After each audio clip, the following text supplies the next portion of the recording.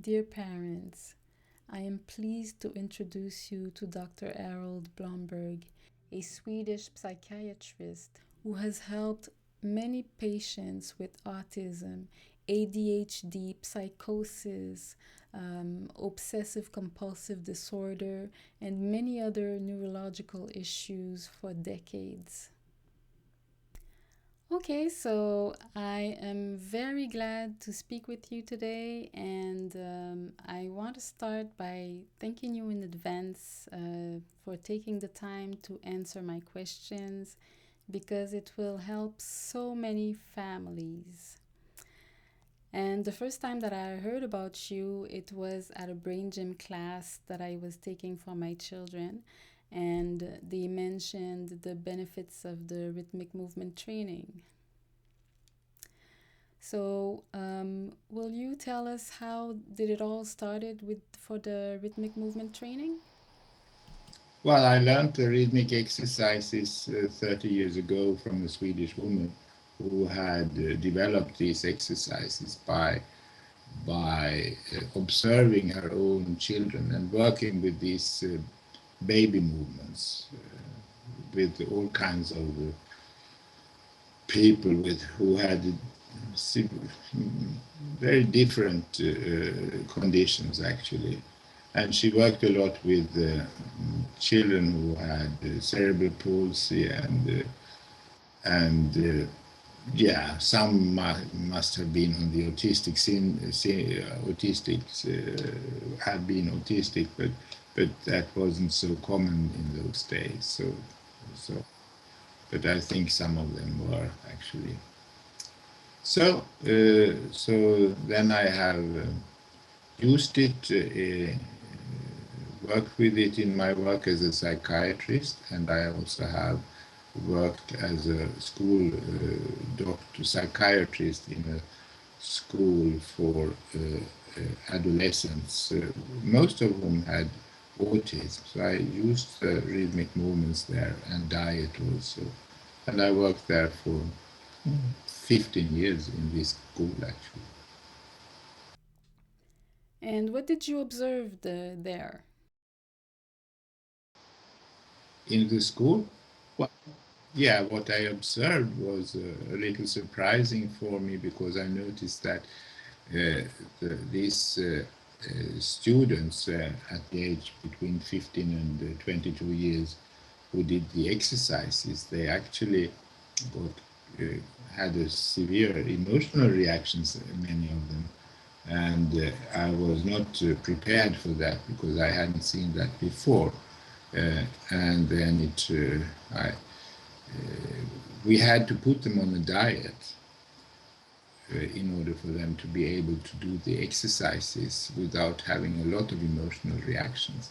But then and actually all the school was on a diet uh, without casein and without wheat in those days. This was actually more than 20 years ago, so things have changed very much from then. But that was very successful intervention because there was much less violence and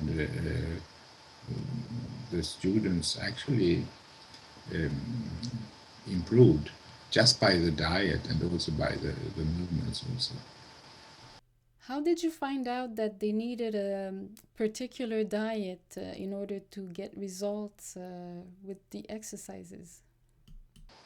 Well, there was a lot of research already from the 70s and about the diet, and I had also worked with diet with some of my patients when I worked as a psychiatrist in psychiatric outpatient clinic, and I uh, knew that diet was very important for people with schizophrenia and psychosis and so on.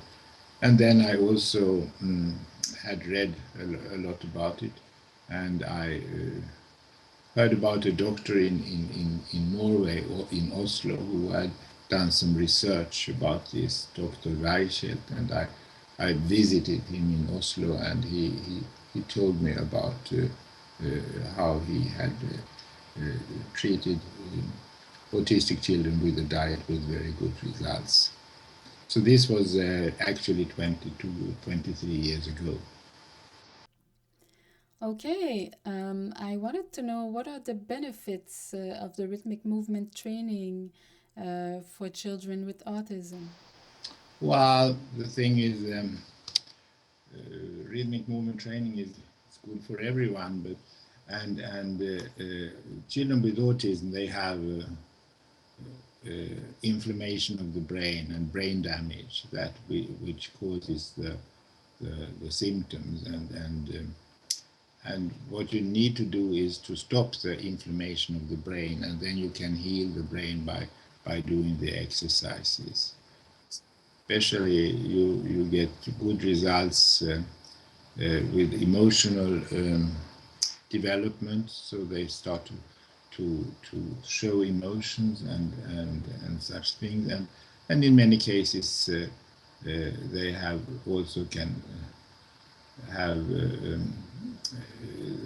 the rhythmic exercises are very beneficial for the cerebellum, which is normally very damaged in autism, and it may actually the movements may actually help them to develop speech also if they don't have speech, or at least to improve their speech considerably. Okay, and what about the lack of concentration or behavior problems that might be related to primitive reflexes which should have been inhibited but did not? Or what are the most frequent reflexes that are, let's say, reactivated or never inhibited pertaining to children with autism? Now, actually, in autism, the hyperactivity and lack of concentration and impulsivity is mainly due to inflammation of the brain and the damage of the cerebellum. So, but there are reflexes which are important in autism. There are especially the fear paralysis reflex, which has a lot to do with diet actually, and then there's the motor reflex, reflexes of the hands and the feet also, and the TLR backward. So these are the most common reflexes in autism. Okay, how come they have problems with those kinds of reflexes? What happened during their development? Well, now this is actually due to the brain damage, because many of the children who have activated these reflexes may have had a normal development during the first 1 or 2 years. So they had actually integrated these reflexes to some degree. But then after they develop autism and get this inflammation of the brain, then these reflexes are those that are activated most of all, actually. And what are usually the causes of brain damage? The cause of brain damage is inflammation, and inflammation is due to several factors. Many, I mean, it may be due to infection, but more more commonly it's due to vaccination and severe brain damage by vaccination, and then it's due to food intolerance, gluten, casein, soy, and very important is also electromagnetic radiation. EMF is very important for brain damage. So there are many causes for brain damage, and then there may be some genetic factors also. Some of them inherited, and some of them actually have been acquired during, not inherited, but acquired when they have, due to vaccinations or probably due to radiation also. Okay, so what is the link between gluten and casein and autism? How come the behavior of some children improve, or I might say most of the children improve when they stop eating gluten and casein? Well, in most cases of autism, there's a problem with the gut. So these children have inflammation of the gut, and there is a leaky gut. That means that the mucosa of the gut leaks substances into the bloodstream, and they go up into the brain. And some of these substances may be peptides, which are chains of amino acids. And peptides are developed because the intestines are not able to digest gluten and casein. And other causes of inflammation due to gluten may be gliadin, which actually causes inflammation, especially of the cerebellum. So actually the gut is a really central problem here with autism. And can a gluten and casein free diet also reduce the frequency of epilepsy crisis? Yeah, there is some research on that. It's Dr. Reichelt in Norway. He has shown that autistic children who are on a gluten and casein-free diet, they have less epileptic seizures. Yeah, so that's there is scientific proof of that. Should a gluten and casein free diet be a lifelong diet? Well, I would definitely think so, because I think it should be a lifelong diet for 80 to 90% of people, actually, because not many people can actually tolerate gluten. Casein maybe is somewhat different, because you don't get such severe damage from casein as you get from gluten. So for autistic children, I would definitely say that casein and gluten-free diet would be lifelong. And I would also add soy to this diet, because soy also causes inflammation of the gut, and I have not seen one autistic child who could tolerate soy, actually. Okay, a lot of people will say, well, we've been eating gluten and casein for so long. How come it became a problem? How come there are so many children with food issues, food allergies, and who cannot tolerate them anymore, who cannot tolerate soy, who cannot tolerate gluten and casein?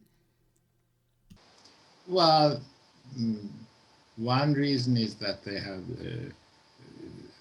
the wheat has been changed very much during the last 50, 60 years, and they have due to breeding, so they have changed the gluten contents of the wheat and many other things. So it's in my view, wheat is toxic. Even the wheatgrass people can't tolerate. If you are intolerant to gluten, you may not be able to tolerate wheatgrass, actually, which is supposed to be a very, very healthy supplement, actually, but I don't recommend it. And then that is one reason, but the main reason why this has happened is that there is an assault on the immune system of children nowadays. So due to vaccinations, due to heavy metals also, which I mean, that is not new. This has gone on since, actually since the 90s. But vaccinations, heavy metals, and then also radiation, which has increased very much. And I don't know how many doses you get in Canada of vaccines, but in the United States they get 69 doses of 28 different vaccines. So, and sometimes they get 5 or 6 or 7 doses in one shot. And of course, children get sick. That's inevitable. And the immune system won't recover. And most of the immune system is actually situated in the gut. So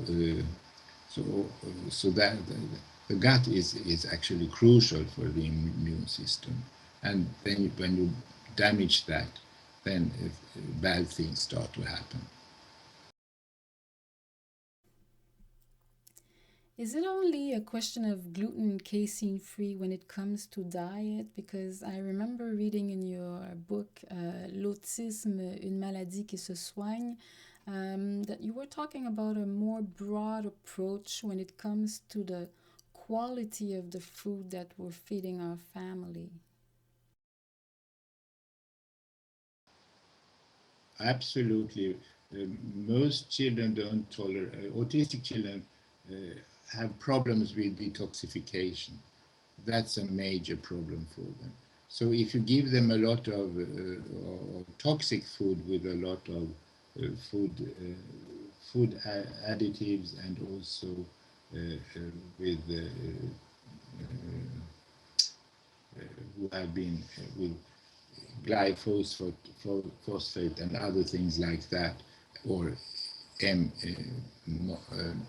GMO food, they don't tolerate it actually. So they should have organic food as everyone else, but they are extremely sensitive to that kind of food. And then there are some autistic children have problems with oxalates, and some with lectins, but this is different for each child actually, so you can't say that in general, but you need to find out what they can tolerate or not. And how do we find out about that? Well, personally, I use bioresonance, but you can't do that in Canada and the United States because it's not allowed there. It's very, very, very helpful. You can also use muscle testing, which I will teach in the autism class, which I'm going to teach in Ottawa in August. So muscle testing is excellent to use for food, just for food intolerance, and also for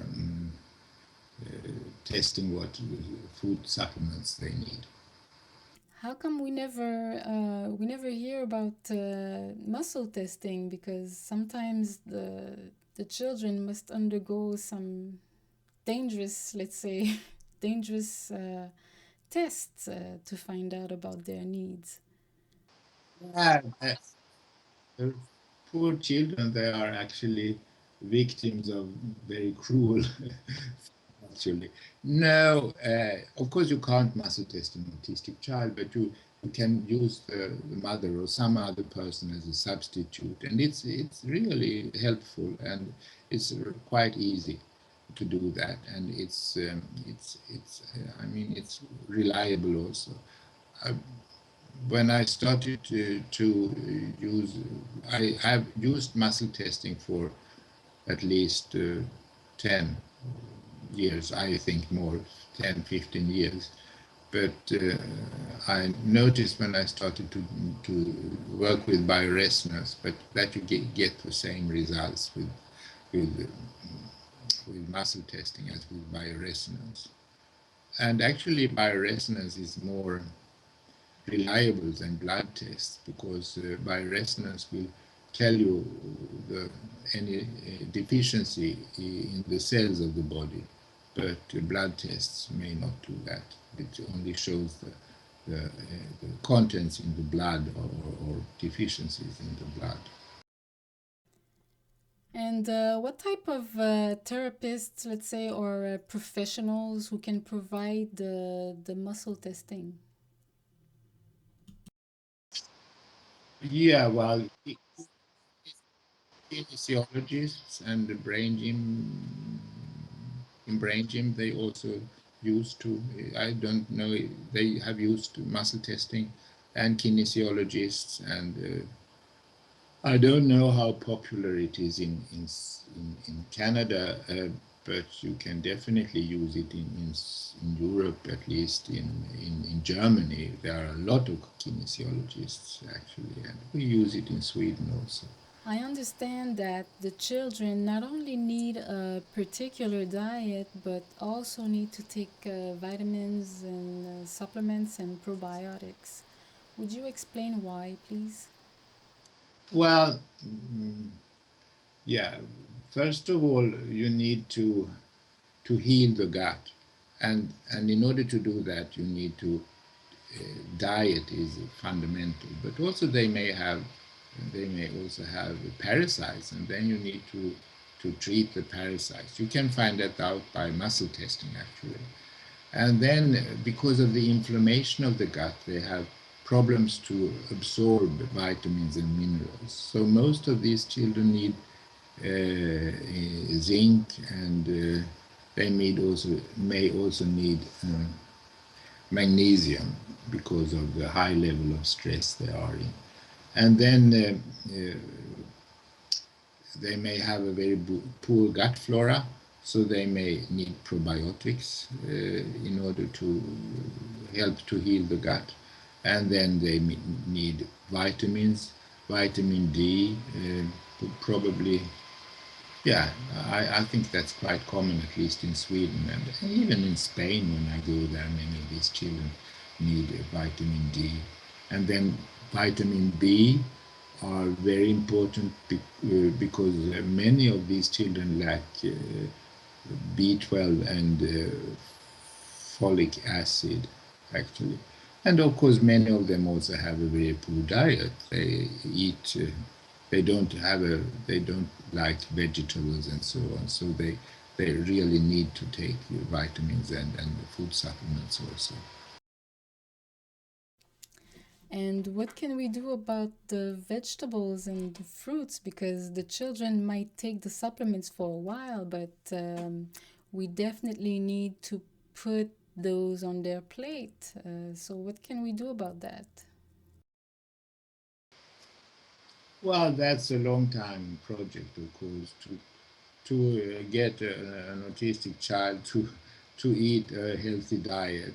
I mean, some parents might the child may actually lose a lot of weight in the initially, but normally if you they will regain that weight, and parents will notice that their behavior improves so much. But I'm sure in some cases it may take a few years to get them to eat a healthy diet. So you need to have patience and do it step by step. A mother once told me that when she started the gluten casein free diet for her child, she had to increase the portions because her child's appetite intensified, and she said that she had to watch very closely uh, at school, let's say, because they might feed the child other food that does not necessarily comply with the diet. No, well, I never heard that that these children before children eat too much. What you need to do is stop when you exclude gluten and casein is that they put a lot of sugar in all gluten-free products. Of course, the child may actually replace gluten by sugar, because sugar also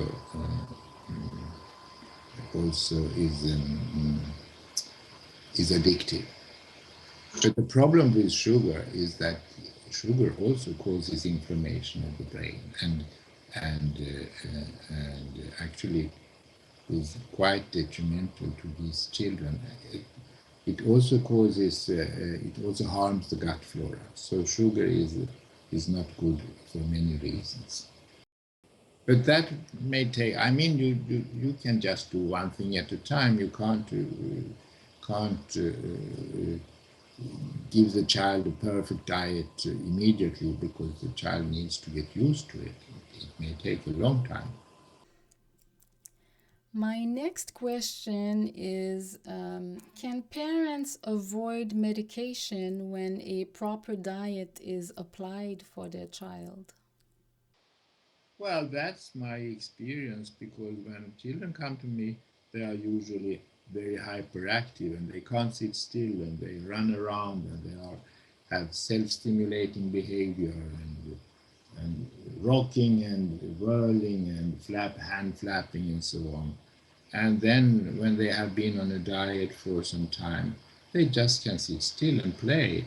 So, so in my experience, they don't need any central stimulants to calm them down. I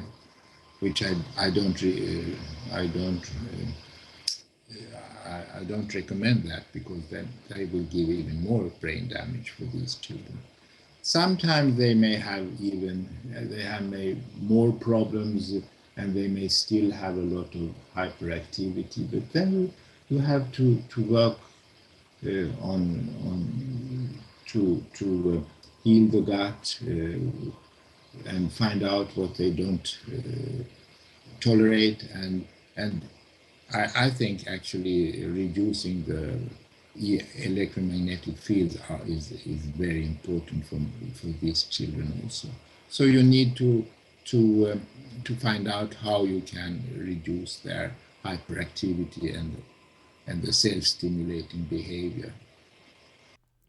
You mentioned in one of your books how electromagnetic fields significantly changed our lives and permitted us to have access to television, internet access through Wi-Fi, cell phones, and so on. But yet, most of us do not know the danger or do not understand how electromagnetic fields can interfere with our body. Would you please explain to us how electromagnetic fields affect us and affects our children's behavior? Well, especially autistic children are very sensitive to electromagnetic radiation, because they already have severe problems of detoxification. They can't detoxify their body, and they can't, for many different reasons. But then when you expose them to electromagnetic radiation, there is a severe, the cells can't detoxify from free radicals and heavy metals or anything like that. So as I wrote in my book, there was a study where they actually could show that even if you do everything for some of these children, there will be no progress until you can actually reduce the electromagnetic radiation. But this is not true for every child. But there are some children who actually are so sensitive and to radiation, so it will actually obstruct or prevent all progress from all the other actions you take. And what can we do in our daily lives to reduce our exposure to electromagnetic fields? This is a great problem. What you need to do, first of all, is to get rid of radiation in the bedroom of the child. So to switch off the Wi-Fi at night and such things, and then don't let the child go on the internet using the iPad or something like that. Some parents may do that without actually understanding what they are doing. They should always be in an airplane mode and so on. So they should not be exposed to mobile phones and so on unless they are in an airplane mode. And what more? Yeah. And then the Wi-Fi also as little as possible. I was wondering, what can we do as parents when we see what would you recommend when we see the children, our children, flapping, the tippy toes, spinning on themselves, they don't speak, they look at the corner of their eyes. What can be done about all of this? Yeah, these are self-stimulating behavior, the rocking, the hand flapping, and such things. And this is due to overstimulation of the brain. And it may be due to many factors. Actually, it's caused by an imbalance in the brain between two transmitter substances, glutamate and GABA. There is too much glutamate and too little GABA, and then but what you need to do is to reduce the stimulation of the child, and I would first of all look at the diet. If the child may have eaten something that the child couldn't tolerate, or if the child is like that every day, then there may be something in the diet that the child can't tolerate. But there may be radiation also, this kind of stimulation. Or actually I've seen this kind of stimulation where in children whose parents have a high degree of stress and are very worried or something, and so on. So there are so many things that actually can trigger these kinds of self-stimulation, stimulating behavior. But we need to find out what it is and do something about it. And sometimes this can be quite tricky to really do that. Is there a way that we can improve the children's short-term, long-term memory? No, well, that would be as for it. I mean, everyone has a very poor short-term memory nowadays because everyone is in severe stress, so we don't remember for a long time. So what we need to do is to reduce the stress.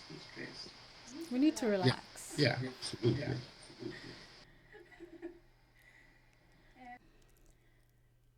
Parents know that pollution is one of the major environmental factors relating to autism, and among them, we find heavy metals, which you already mentioned.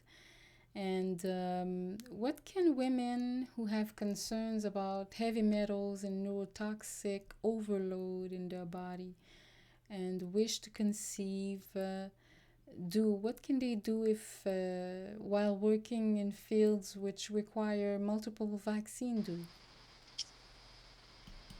Well, well, I don't know. Of course, you need to have a good immune system. So, I mean, what can you do to improve your immune system? You avoid radiation, you stop taking gluten and casein, you can actually take vitamins. I mean, especially important is B12. If you are B12 deficient, then you will have severe problems with vaccinations and so on.